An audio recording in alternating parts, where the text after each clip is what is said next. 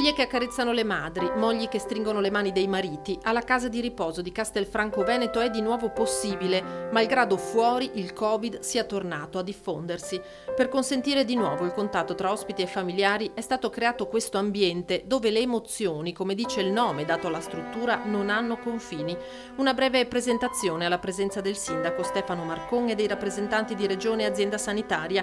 I parenti attendono all'esterno di poter entrare a piccoli gruppi. Questa signora ci riferisce la richiesta che la mamma le aveva fatto poche settimane fa in giardino, dove con la bella stagione ci si poteva incontrare senza avvicinarsi. E lei mi disse: guarda, mi basta solo sentire il calore della vostra pelle.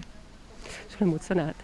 L'abbraccio ci è mancato a me e ai fratelli, e quindi sicuramente questa sarà un'opportunità che ci apre il cuore, insomma. È un sogno per Maria vedere e abbracciare mio cugino, che è proprio un cugino di cuore, nel senso che c'è sempre stato un affetto molto molto profondo.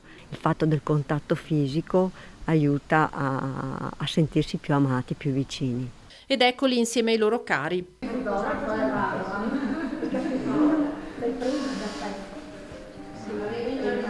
È da diversi mesi che noi cerchiamo con l'attività esterna di creare un incontro tra gli ospiti e i familiari. Con la stagione invernale non sarebbe stato più possibile. Purtroppo il Covid non ci lascia, per cui ci siamo inventati questa struttura. Questa ragazza riabbraccia finalmente la nonna. Hai visto? Pensa quanto tempo che non ci tocchiamo, mamma.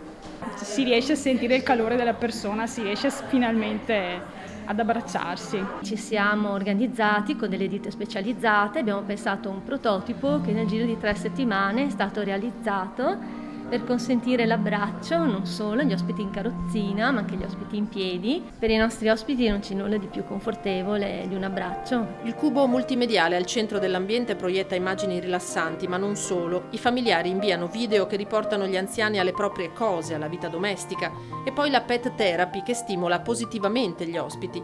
Ma è poter stringere di nuovo quelle mani la vera rivoluzione. Adesso si può capire.